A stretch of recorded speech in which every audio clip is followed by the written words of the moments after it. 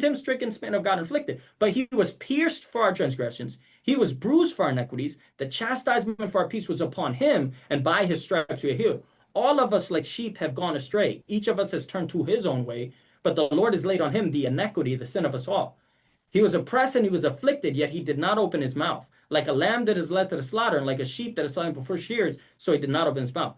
He was in prison, and he was in prison in judgment, and who declares generation? For he was cut off. He was cut off from that means killed from the land living for the transgression, the sins of my people. He was stricken.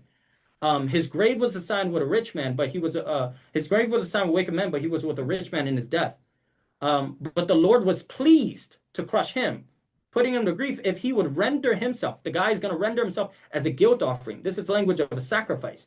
A guilt offering means a sin offering. If he would render himself as a guilt offering, as a result of the anguish of his soul, he will see it and be satisfied. By his knowledge, the righteous one, my servant, justified. That means make right before God, the many. It says, therefore, I will allot him a portion with the great, and he's going to divide the loot. Wait, how's he dividing a loot with anybody? He's dead. This means he's resurrected. He came back. And this resurrection concept is in Jewish concepts, that there's going to be a resurrection at some point one day. And Jesus says, I am the resurrection and life. He who believes in me, even though he dies, he shall live. So we read this passage, and I got to ask, like, even if you don't, agree, that's fine. Who do you think that sounds like? God. Hmm? God. What specifically the servant that's getting beaten, he's getting pierced, he's getting bruised for our sins. Who historically would that sound like to you? Jesus. Yeah, and it's like when we look at that imagery, there's nobody else who comes into concept of who's getting pierced, who's getting beaten, who's saying, I'm gonna die for you guys, I love you guys, but No, you're gonna that's true. reject me. That's You're gonna true. reject me. And that's happened throughout the entirety of the Tanakh. Daniel actually says in the book of Daniel that we rejected the prophets over and over. This is why we have this punishment. Moshe got rejected, Yirmiyahu got rejected, Yeshayahu got rejected.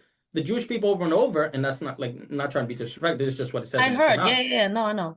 Yeah. They would reject over and over the prophets sent to them. They would beat the prophets, they would throw them out, they would kill them. And the question is, what do we think would happen with the Moshiach?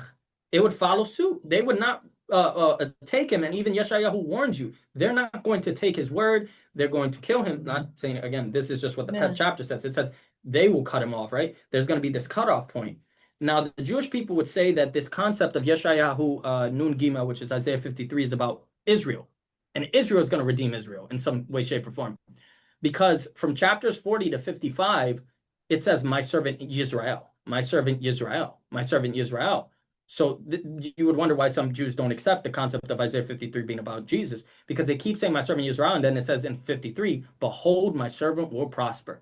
So they think, okay, and mind you, this only happens during the time, like, it was a minority view of Jewish people who actually believed Yeshayahu Nun Gimel was about Moshiach. It was minority. Most of the rabbis believed this is about Moshiach, not Israel.